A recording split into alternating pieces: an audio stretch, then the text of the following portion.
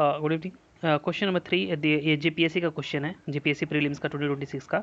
Statement 1 says that in the Mughal agrarian system, the zamindars were considered the owner of all the land under a domain. पहला statement बता रहा कि during Mughal empire time, Mughal समय जो land था, ठीक है, अगर किंग उस जमींदार को दे देता था तो क्या जमींदार पूरा लैंड का मतलब ओनर हो जाता था? पहला स्टेटमेंट बोल रहा है। दूसरा statement, zamindars were class of landed intermediaries, ठीक है, इंटरमीडियरीज थे, हु इंजॉयड हेरिडेटरी राइट, ठीक है, हेरिडेटरी राइट था in the land and collect revenue, ठीक है, उस लैंड के ऊपर हेरिडेटरी राइट था और उस लैंड से वो रेवेन्यू कलेक्ट करते थे on behalf of the state, ठीक है, स्टेट के आदेश के ऊपर। But the actual cultivators way right, ठीक है, लेकिन किसान, असली खेती किसान करते थे।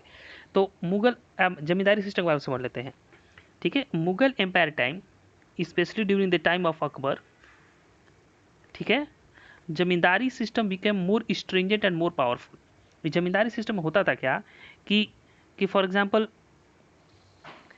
अकबर क्या करते थे, उनके पास बहुत सारा मनसबदार थे, जमींदार थे, तो वो क्या करते थे कि इस लैंड को, फर्टाइल लैंड को, रेवेन्यू बिनिंग लैंड को वो एक एक जमींदार को दे देते थे, ठीक है, और इस लैंड के ऊपर जो रेवेन्यू जनरेट होता था उसे अपना मेंटेनेंस करते थे, ठीक है, कुछ रखते थे और बाकी का शेयर जो है अकबर को, मतलब किंग के पास चला जाएगा, ठीक है। कुछ शेयर रखता था जमींदार, कुछ शेयर रखता था और बाकी का शेयर जो है किंग के पास चला था। सिमिलरली विद दिस जमींदार ऑल्सो एंड दिस ऑल्सो, ठीक है। इस लैंड के ऊपर इनके पास थोड़ा बहुत हेरिडेटरी राइट था, लेकिन they were not the sole owner of the land, ठीक है। ऐसा नहीं था कि ये लैंड इनका ही था, नहीं, ये लैंड पूरा किसका था? राजा का था, किंग का रहता था, ठीक है।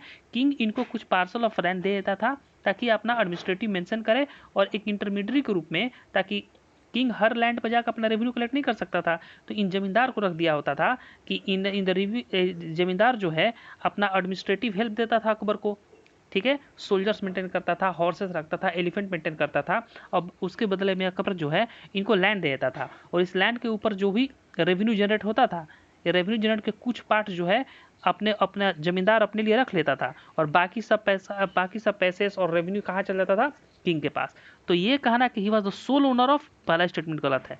दूसरा ये बिल्कुल सही है। जमींदारी सिस्टम वो सिस्टम था, एक जमींदार बाय द इंटरमीडियरीज, एक बिचौलिया थे, ठीक है, जिनको लैंड मिलता था, उस लैंड से जो रेवेन्यू मिलता था उस रेवेन्यू को कुछ अपने पास रख लेते थे, ठीक है, अपने पास रखते थे तो बाकी सब रेवेन्यू के कहाँ चल जाएगा? किंग के पास, ठीक है। तो स्टेटमेंट 1 गलत है। बोथ स्टेटमेंट 2 आर करेक्ट, पहला स्टेटमेंट गलत है। Both statement 1 and statement 2 are correct, गलत है। बोथ स्टेटमेंट 1 इज करेक्ट, गलत है। इसका मतलब statement 2 is incorrect but statement 2 is correct, ठीक है। जमींदारी सिस्टम के साथ, और जमींदारी सिस्टम और स्ट्रॉन्ग कब हो गया? ठीक है, अकबर के टाइम एक टोडरमल थे, क्या नाम था? टोडरमल, ठीक है। ये रेवेन्यू मिनिस्टर मतलब फाइनेंस मिनिस्टर थे टोडरमल, ठीक है। और टोडरमल शेरशाह सूरी के समय भी थे, शेरशाह सूरी के समय में भी टोडरमल थे। टोडरमल ही लेकर आते हैं जब्ती सिस्टम, या फिर लास्ट में आगे चलकर इनका बंदोबस्त हो जाता है, बंदोबस्त सिस्टम, ठीक है। और ये जमींदार इन सब सिस्टम में जो लैंड जमींदार को दिया जाता था उसको पहले मेजरमेंट किया जाता था और ये असेसमेंट भी किया जाता था कि इस लैंड में कितना प्रोडक्शन होगा।